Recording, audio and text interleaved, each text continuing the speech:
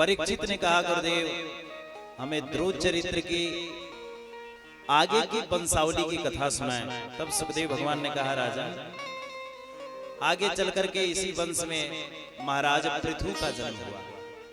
पृथु महाराज आए और इस पृथ्वी का भार दूर करने के, क्योंकि पृथ्वी पर जब जब पाप बढ़ता है, अनाचार बढ़ता है, तो इस पाप ताप संताप से बचाने के लिए यज्ञ किया जाता है। देखो ये जो यज्ञ हो रहा है ना, ये साधारण यज्ञ नहीं है। आवाज सुनिए ना भाई, ये साधारण यज्ञ से समाज का कल्याण होता है, यज्ञ से गांव का कल्याण होता है, यज्ञ से क्षेत्र का कल्याण होता है। इसलिए 5 प्रकार के यज्ञ हमारे जीवन में बताए गए हैं। 5 प्रकार का यज्ञ कौन सा है? बोले पहला यज्ञ है अग्नि यज्ञ। अग्नि यज्ञ के माध्यम से हमें रोज यज्ञ करना चाहिए। देखो घर में सुख शांति चाहते हो, घर में समस्त बीमारियों से छुटकारा चाहते हो, तो हमें 5 यज्ञ रोज करना चाहिए। ये 5 यज्ञ क्या है? बोले पहला यज्ञ है अग्नि यज्ञ।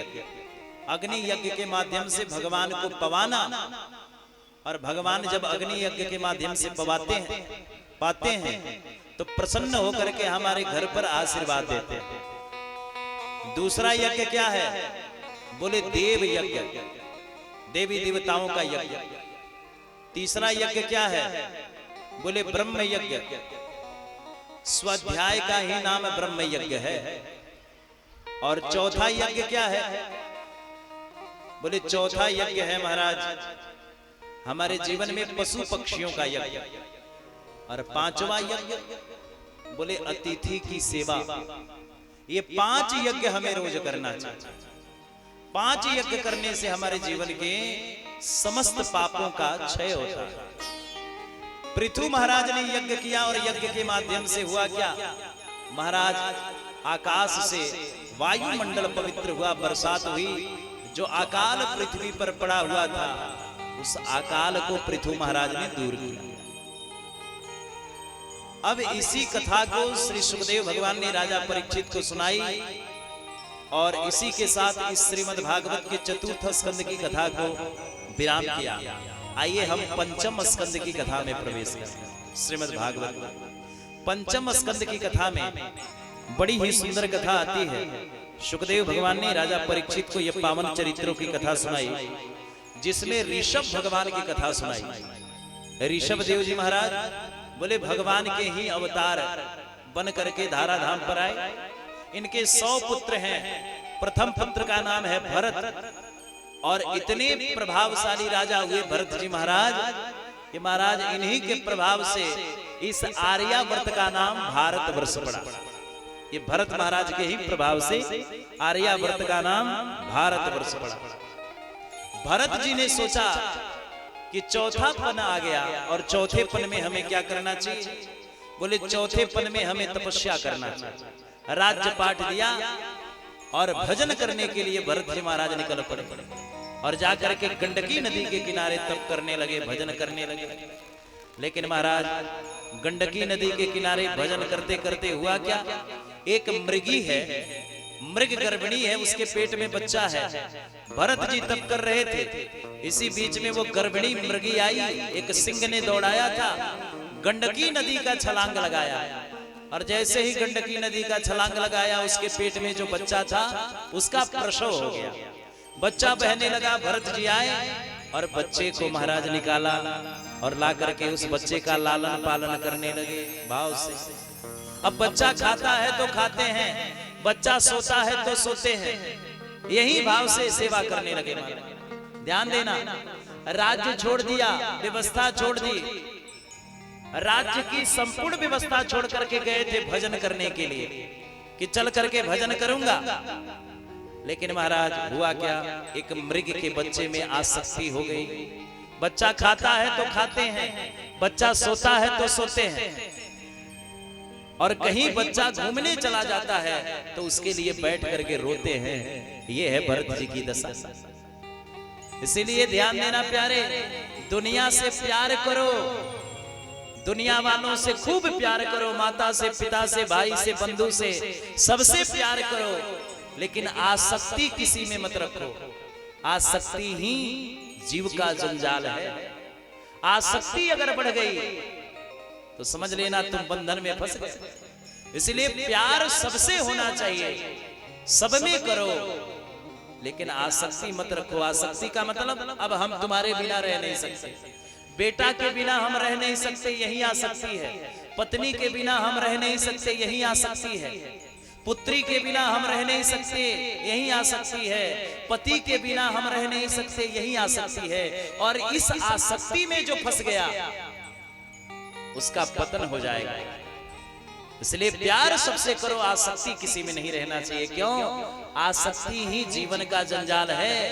और अंतिम समय में अगर आसक्ति रहा तो अंतिम गत्वा यामति सागति, जैसे ही अंतिम समय में आपकी मति होगी वैसे ही आपका गति होगी।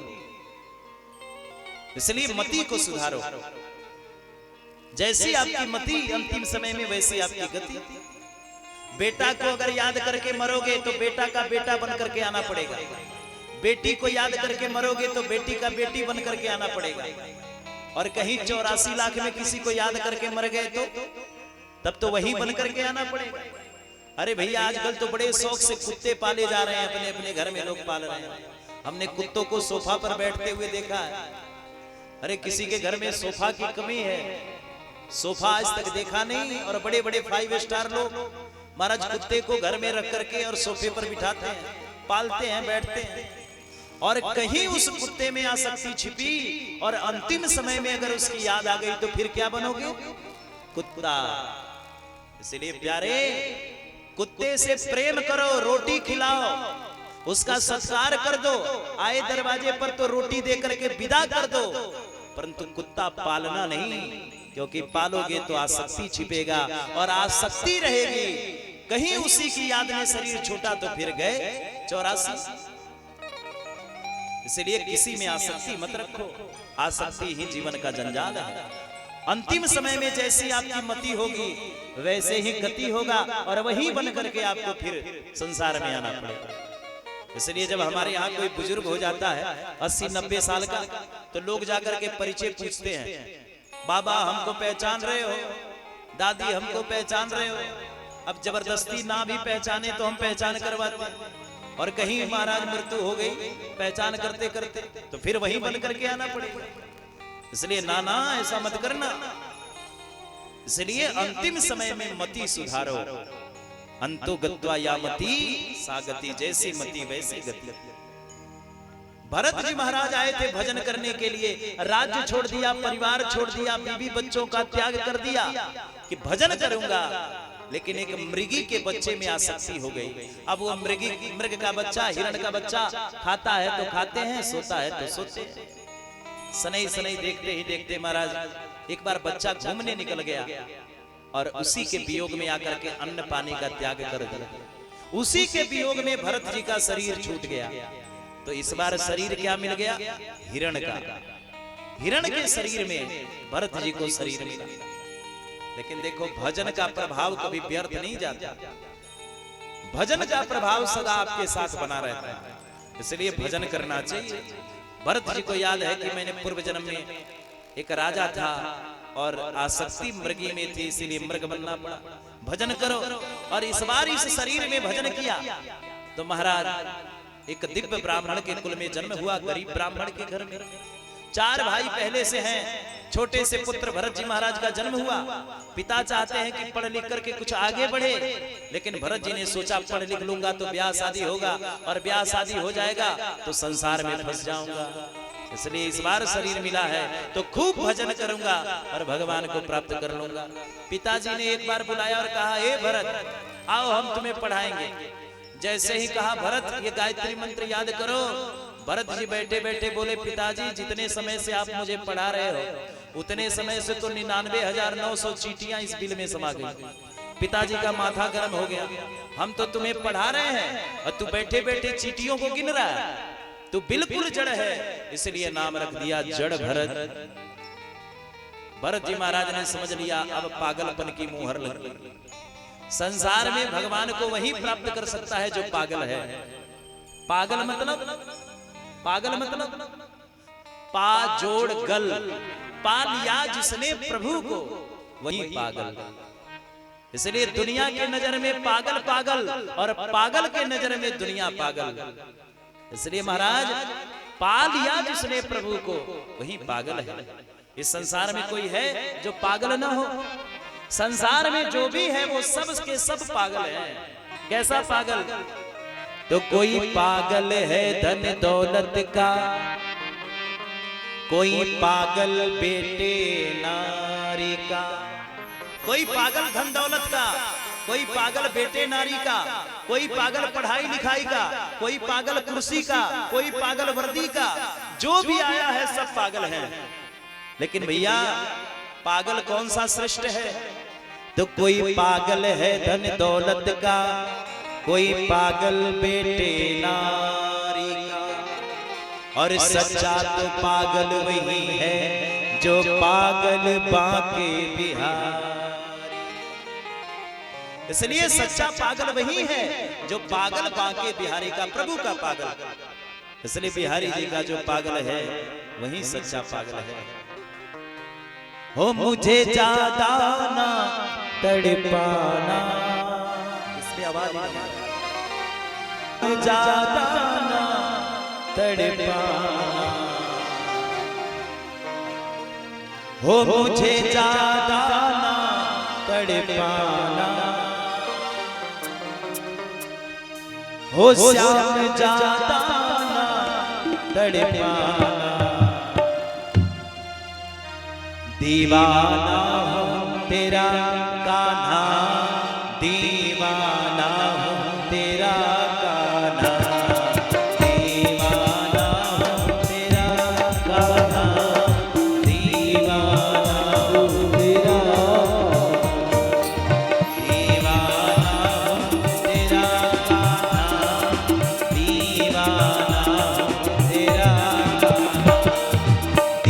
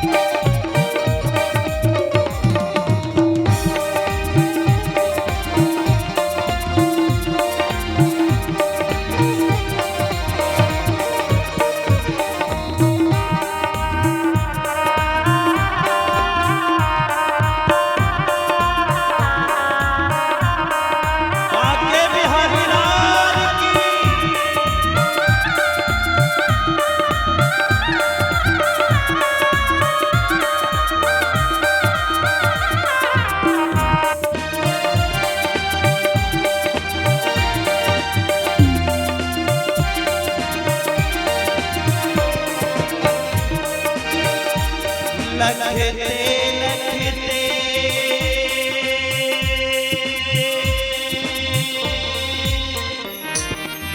ब्रजमंडल को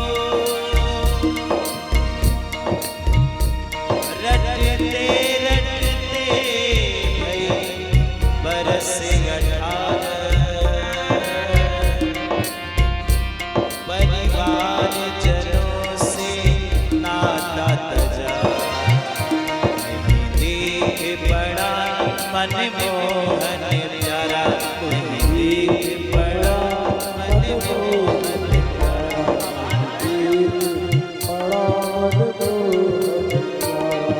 देख बड़ा मन मोहन प्यारा,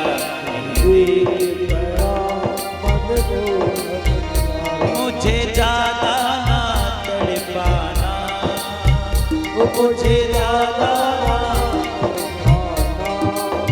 हो श्याम ज्यादा ना तड़पाना, श्याम ज्यादा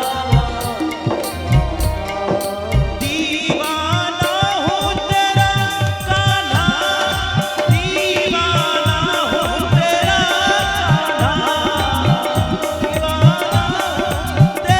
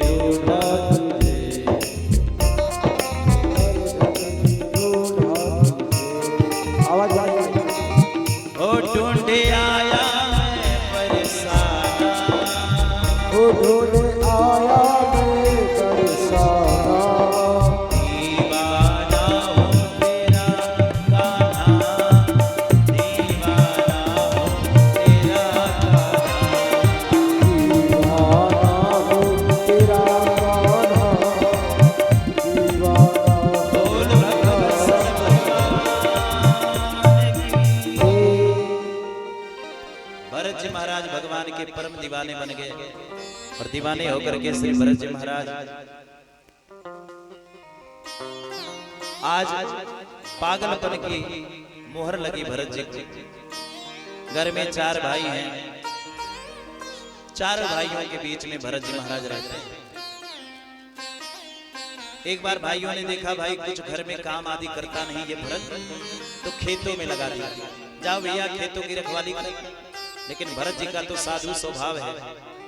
भरत जी गए और जितने भी जानवर खेतों के बगल से चर रहे थे उन जानवरों को बुलाया और बुला करके ला करके अपने खेतों में चराने लगे और गा भी रहे हैं, राम जी की चिड़िया राम जी के खेत खाली चिड़िया भर भर राम जी की चिड़िया राम जी के खेत खाली चिड़िया भर भर राम जी की चिड़िया राम जी का खेत खाली चिड़िया भर भर राम जी की चिड़िया राम जी के खेत खाली चिड़िया भर भर।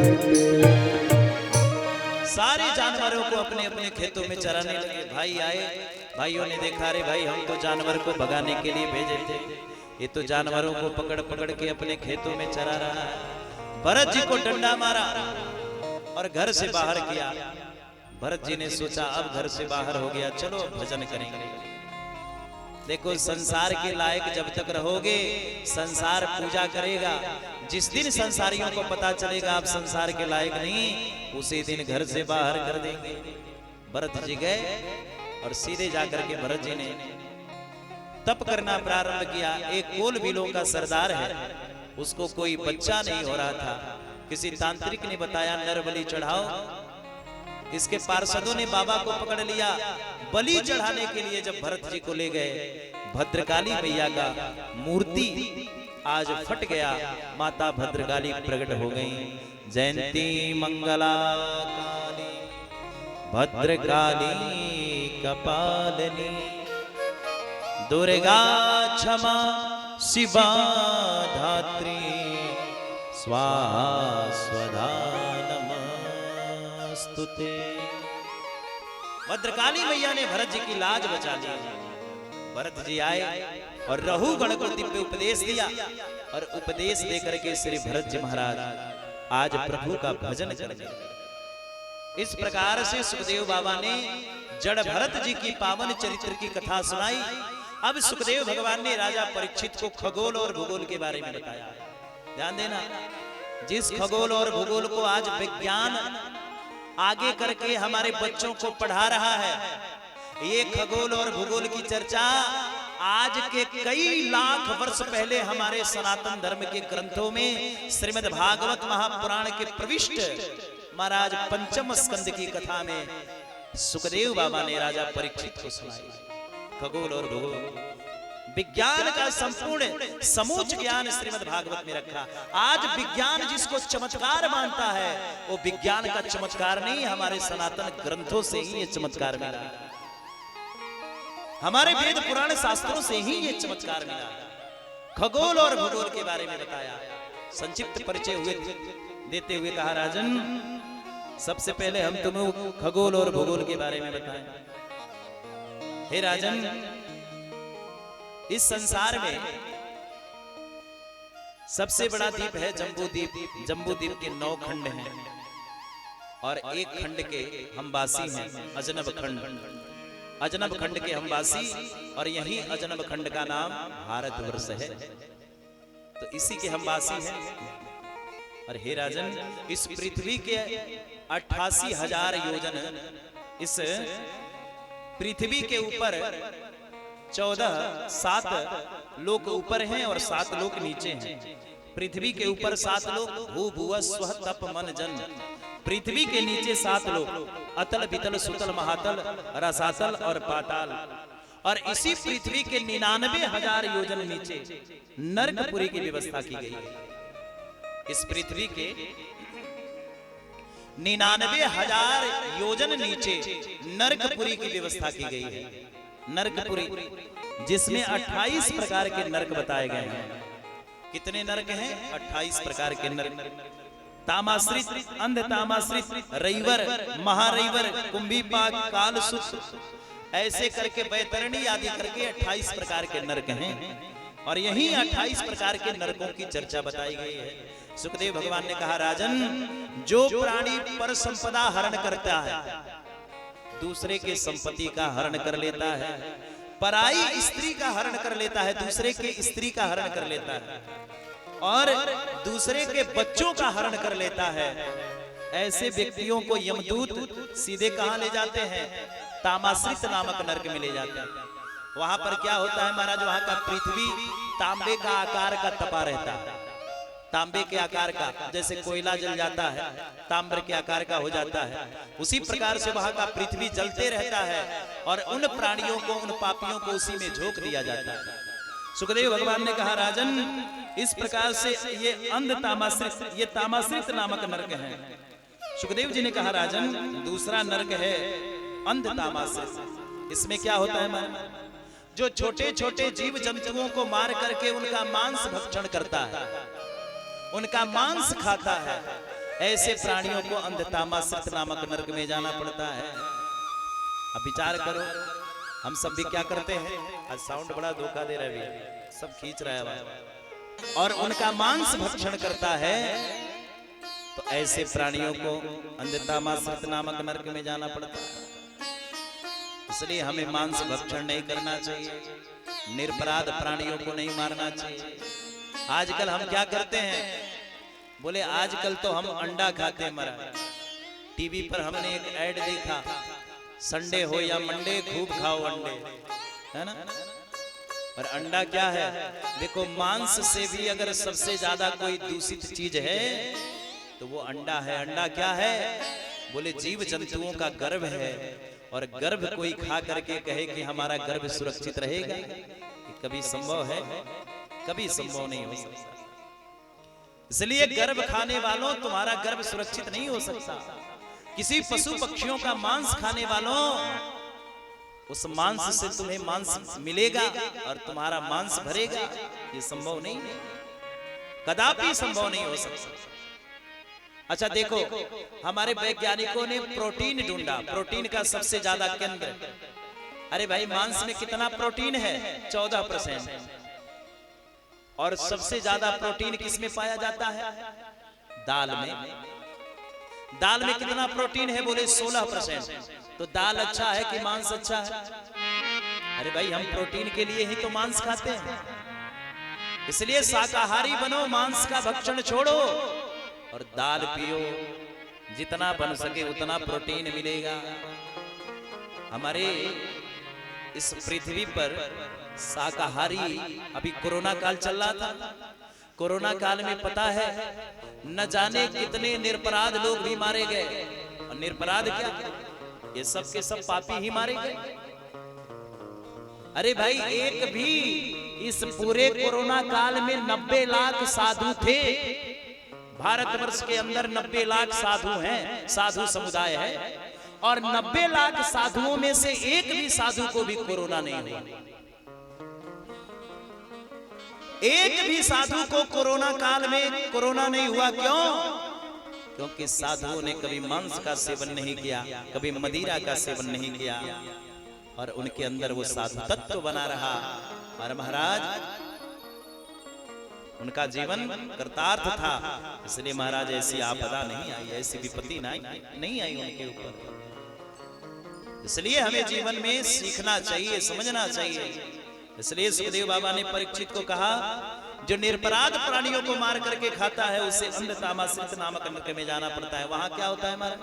बोले एक कड़ाह रख दिया जाता है, उसमें तेल गरम कर दिया जाता है, और तेल जब खूब गर्म हो जाता है तो जैसे पकौड़ा छाना जाता है, उसी प्रकार से इस जीव को भी छान दिया जाता है, पकौड़े की तरह जो मांस खाते हैं उनका। सुखदेव बाबा ने कहा, परीक्षित इस प्रकार से तीसरा नरक है वज्रतुंड। इस नरक में क्या है? बोले महाराज जो आए हुए अतिथियों को देख करके आंख दिखाता। घर में आ गए 4 लोग और देख करके हम आंख दिखाने लगे, भैया 2 लोगों का भोजन बना था, 4 लोग आ गए, अब सेवा करना पड़ेगा, चाय पिलाना पड़ेगा, भोजन कराना पड़ेगा। तो आए हुए अतिथियों को देख करके जो आंख दिखावे उसे वज्रतुंड नामक नरक में जाना पड़ता है। वहां बड़े बड़े गिद्ध होते हैं, और वो गिद्ध करते क्या है? बोले उस प्राणी के नेत्र को ही नोच के खा जाते हैं। इसलिए महाराज ऐसा बचना चाहिए। सुखदेव बाबा ने जब कथा सुनाई तो परीक्षित थर थर कांपने लगे। परीक्षित ने कहा, बस बस सरकार बंद करिए, अब ऐसी कथा मत करिए। सुखदेव जी ने कहा, राजन जिसने अपने जीवन में एक मच्छर तक को भी मारा है उसे 28 प्रकार के नरक भोगने से कोई बचा नहीं सकता, भोगना ही पड़ेगा। अब ध्यान से सुनो, हम कितने जीव जंतुओं को मार देते हैं भोजन बनाते समय, सब्जी अमलियां करते समय। कितने जीव जंतु हमारे टायर गाड़ी से, बैलगाड़ी से, हमारे महाराज स्कूटर आदि से, हमारे साइकिल आदि से कितने जीव जंतु मर जाते हैं। तो क्या हम 28 प्रकार के नरक से बच सकेंगे? हमको भी जाना पड़ेगा। परीक्षित थर थर कांपते हुए बोले, महाराज तो इस पाप ताप संताप से बचने का साधन क्या है? कोई तो ऐसा साधन होना चाहिए।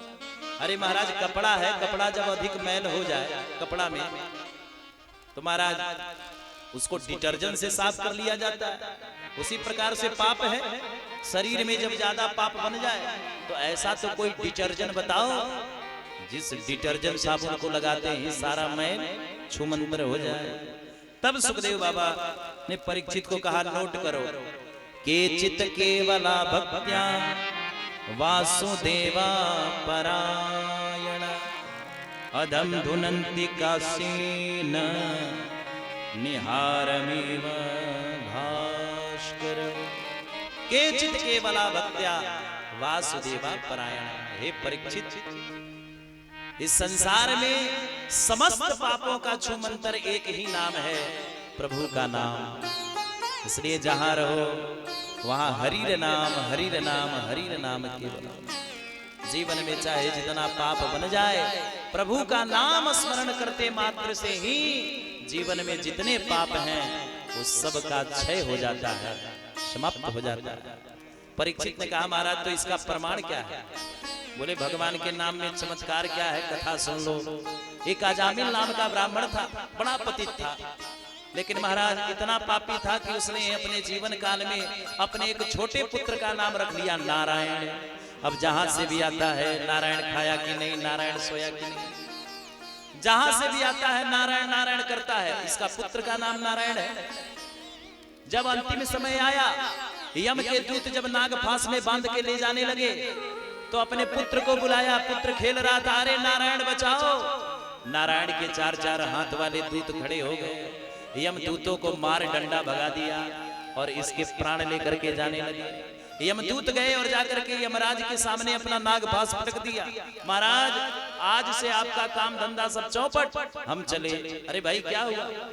बोले महाराज एक पापी व्यक्ति का प्राण लेकर के आ रहे थे, अपने पुत्र को बुलाया नारायण, और 4 हाथ वाले आए, हमको पीट करके भगा दिया। यमराज दौड़ करके आए और दौड़ करके यमराज आकर के पहले यमदूतों के मुख पर हाथ रखा। ए भैया जोर से नाम उच्चारण मत करो। अरे भाई कहीं तुमने जोर से नाम उच्चारण किया तो हमारा कारोबार चौपट हो जाएगा। अरे नरकपुरी में ये जितने प्राणी हैं जो नरकी हैं, कहीं इनके कानों में ये नाम का प्रभाव गया तो हमारा कारोबार चौपट और सबका कल्याण हो जाएगा। अरे महाराज ये नाम का इतना चमत्कार है। यमदूत बोले तो यमराज बोले, अरे भैया मैं भी कभी कभी ध्यान जब करता हूँ तो तुम सब कहते हो ना कि आप किसका ध्यान करते हो, तो वही ईश्वर वही परमात्मा का हम भी ध्यान करते हैं, नारायण का ध्यान करते हैं। अच्छा महाराज इतना चमत्कार है? बोले इतना चमत्कार है इस नाम का। यमदूत बोले सरकार तो आप ही बता दो किनको लेकर के आए और किनको लेकर के ना आए। यमपुरी से हम किन प्राणियों को लेकर के आए और किन प्राणियों को लेकर के ना आए। यमराज बोले नोट करो कागज पेन पर, गलती नहीं होना चाहिए। जिह्वा नबक्तु भगवान दुर्गुणानामेधयम्, जिसके जिह्वा से कभी प्रभु का नाम स्मरण न हो, जिनके कानों में भगवान की कभी कथा न हो, जिनके गले में तुलसी रुद्राक्ष की माला न हो और जिनके आंगन में तुलसी का वृक्ष न हो, ऐसे प्राणियों को बलपूर्वक नाग फांस में बांध करके लाओ। और ध्यान रहो किसको नहीं लेके आना है, जिसके गले में तुलसी है, जिसके मुख में प्रभु का नाम है, जिसके कानों में भगवान की कथा है और जिसके आंगन में तुलसी का पौधा है, इनको छूना भी नहीं। इनको छुओगे तो आज जो तुम्हारी गति हुई है यही गति सदा तुम्हारे साथ होता रहेगा। नोट कर लो, ये है प्रभु के नाम में चमत्कार, ये है प्रभु के नाम का प्रभाव। महाराज सुखदेव बाबा ने जब परीक्षित को सुनाई तो परीक्षित प्रसन्न हो गए, चरणों में प्रणाम किया। आइए इस षष्ठम स्कंद की कथा को यहीं पर विराम। कल सप्तम स्कंद, अष्टम स्कंद, नवम स्कंद और दसम स्कंद, चतुर्थ 4 स्कंदों की कथा सप्तम स्कंद से लेकर के दसम स्कंद। भगवान की है आरती, प्राण पापियों को पाप से है तारती। भागवत भगवान की है आरती, पापियों को पाप से है तारती। ये अमर ग्रंथ, ये मुक्ति पंथ, ये पंचम वेद निराला, नव ज्योति जगाने वाला। ये अमर ग्रंथ, ये मुक्ति पंथ, ये पंचम वेद निराला, नव ज्योति जगाने वाला। ये अमर ग्रंथ, ये मुक्ति पंथ, ये पंचम वेद निराला, हरि दर्श कराने वाला। ये अमर ग्रंथ, ये मुक्ति पंथ, ये पंचम वेद निराला, नव ज्योति जगाने वाला।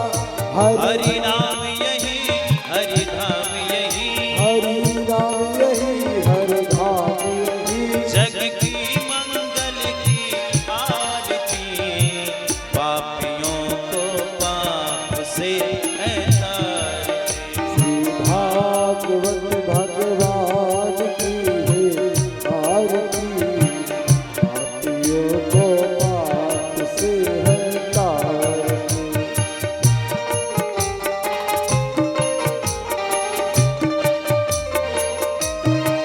हरि बोल।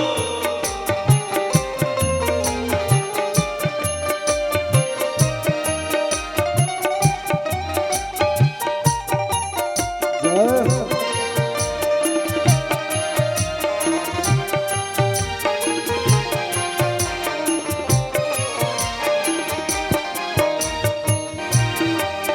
ये शांति गीत पावन पुनीत, पापों को मिटाने वाला, हर दर्श कराने वाला।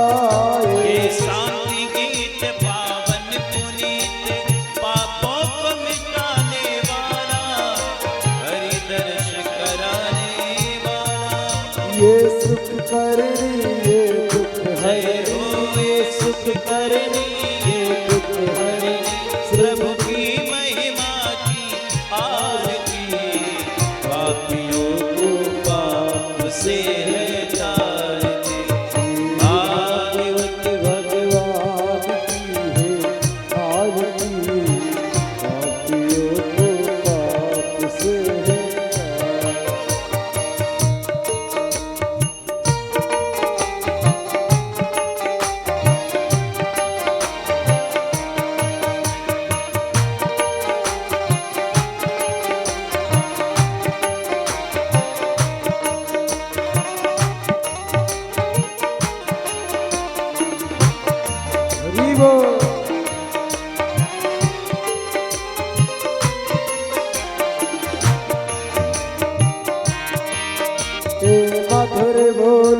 पथ खोल सदमार्ग बताने वाला, बिगड़ी को बनाने वाला। ये मधुर बोल सतपंथ खोल सदमार्ग बताने वाला, बिगड़ी को बनाने वाला। श्री राम यही घनश्याम यही, जय जय हो श्री राम यही घनश्याम यही, श्री प्रभु मधुसूदन की आरती, पापियों को पाप से तारती। श्री भागवत भगवान की है आरती, पापियों को पाप से है तारती। राधे राधे गोविंद गोविंद राधे राधे राधे गोविंद गोविंद, ओ गोविंद राधे गोपाल राधे, गोविंद राधे गोपाल राधे। प्रभु की महिमा की जय। आरती, पापियों को पाप से तारती। भागवत भगवान की है आरती, पापियों को पाप से तारती। से है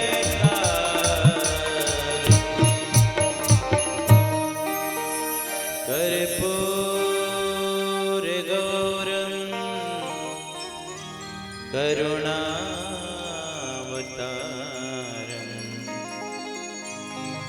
संसार सारम, भुजगेन्द्रहारम,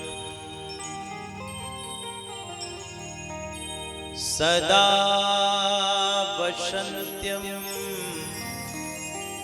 हृदयारविन्दे,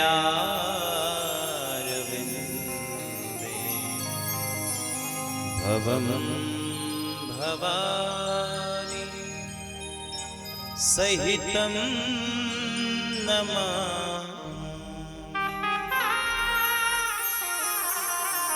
शान्ताकारं भुजगशयनं पद्मनाभं सुरेशं, विश्वाधारं गगनसदृशं मेघवर्णं शुभांगं, श्रीलक्ष्मीकान्तं कमलनयनं योगविरधानिगम्यं, वन्दे विष्णु भवभयहरिणं सर्वलोकैकनाथं।